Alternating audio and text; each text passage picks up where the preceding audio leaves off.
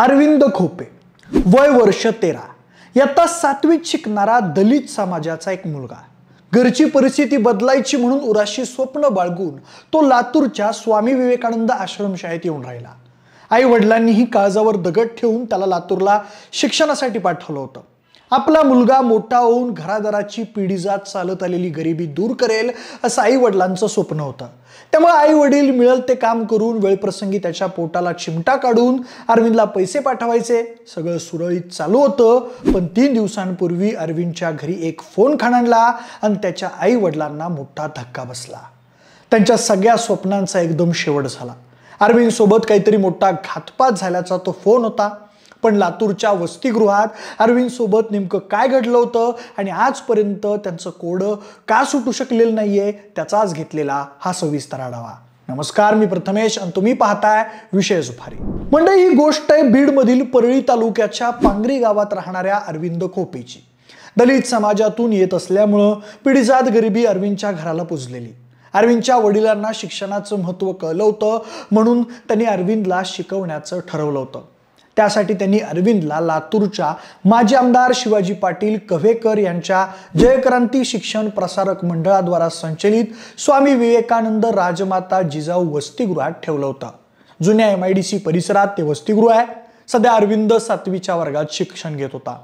अरविंद हुशार होता, म्हणून तो पुढे जाऊन घराण्याचं नाव उज्ज्वल करेल अशी त्यांच्या पालकांना आशा होती.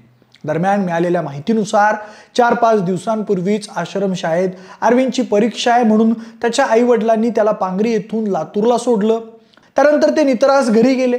पण पुढे दिनांक 27 जुलै 2024 रोजी अरविंदच्या आई वडिलांना आश्रमशाळेतल्या शिक्षकांनी अचानक फोन केला की तुमच्या अरविंदच्या पोटाला काहीतरी दुखापत झाली आहे आणि त्याच्या पोटातून रक्त येत आहे.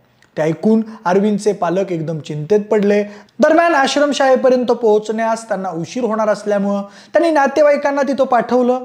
जेव्हा नातेवाईक तिथं पोहोचले तेव्हा आश्रमशाळेतल्या शिक्षकांनी त्यांना तुमचा अरविंद पळून गेला असं सांगितलं.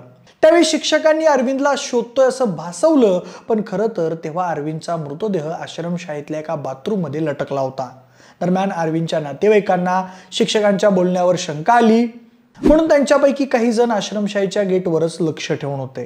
पुढे दुसऱ्या दिवशी म्हणजे 30 जुलै 2024 रोजी 3 वाजता आश्रमशाळेतले सुरक्षा कर्मचारी आणि काही शिक्षक अरविंदचा मृतदेह लपून छपून मागच्या दारानं बाहेर नेताना नातेवाईकांना दिसले. नातेवाईकांनी त्यांचा पाठलाग केला आणि त्यांना रंगेहात पकडलं. तेव्हा शिक्षकांनी अरविंदचा मृतदेह जागीच टाकून तिथून पळ काढला. पुढे नातेवाईकांनी घडलेला सगळा प्रकार त्याच्या आईवडिलांना सांगितला. त्यानंतर त्याचे आई वडील घटनास्थळी पोहोचले. वडील मुंबईला कामाला असल्यामुळे त्यांना थोडा वेळ लागला, तर पोलीस केस रजिस्टर झाली होती. घटनास्थळी पोहोचल्यानंतर पोटच्या मुलाचा मृतदेह पाहून आईनं हंबरडा फोडला. ते दृश्य मन हेलावून टाकणार होतं. आई धाय मोकलून रडत होती. नातेवाईक हतबल झाले होते. माझ्या मुलाला दवाखान्यात न्या, माझा मुलगा कसा परत येईल, कुठं जाऊ, काय करू, जगण्याचा आधार माझं आयुष्य, माझा राजा गेला म्हणून आईची एकसारखी बडबड सुरू होती असं तिथल्या उपस्थितांनी आम्हाला सांगितलं. त्यानंतर काही जणांनी अशीही चिंता व्यक्त केली की तो सुनियोजित कट असून अरविंदला अतिशय थंड डोक्यानं मारण्यात आलंय. त्यात आश्रमशाळेतल्या शिक्षकांनीच काहीतरी घात केला असून हा घात जातीय भावनेतून केला असा आरोप अरविंदच्या नातेवाईकांनी केलाय. तसंच अरविंदला लवकर न्याय मिळाला पाहिजे. लातूरच्या पोलीस अधीक्षकांनी, लातूरचे पालकमंत्री असतील, जिल्हाधिकारी असतील यांनी लवकर घटनास्थळी भेट देऊन अरविंदला न्याय मिळवून देण्याची भूमिका घ्यावी अशीही त्यांनी मागणी केली आहे. तसंच सोशल मीडियावर #JusticeForArvind खोपे या नावानं आता हॅशटॅग ट्रेंड केला जातोय. मंडळी, सध्या त्या प्रकरणी JSPMचे अध्यक्ष अजित शिवाजी पाटील कव्हेकर, प्राचार्य गोविंद शिंदे, बिराजदार सर यांच्यासह रात्री ड्युटीवर असलेले सुरक्षा रक्षक या सर्वांविरोधात अरविंदच्या मृत्यू प्रकरणी गुन्हा दाखल करण्याची मागणी तक्रारदार सहदेव तरकसे यांनी पुरवणी जबाबात केलेली आहे. त्यासाठी पालक व नातेवाईकांना JSPM संस्थेसमोर आक्रोश करीत ठिय्या मांडला होता. सध्या त्या घटनेनं लातूर शहरात एकच खळबळ उडाली आहे. त्याबाबत MIDC पोलीस ठाण्यात JSPM संस्थेत कर्तव्यावर असलेल्या टेकाळे व सूर्यवंशी नामक व्यक्तींवर पुरावा नष्ट करण्याचा प्रयत्न केल्याचा गुन्हा दाखल करण्यात आला आहे. दरम्यान अरविंदचा मृतदेह शवविच्छेदनासाठी विलासराव देशमुख शासकीय वैद्यकीय महाविद्यालय आणि रुग्णालयात आणला गेला होता, परंतु अरविंद याच्या मृतदेहाची स्कॅनिंग करावी आणि इन कॅमेरा शवविच्छेदन करण्यात यावं अशी मागणी आता नातेवाईकांनी केली होती।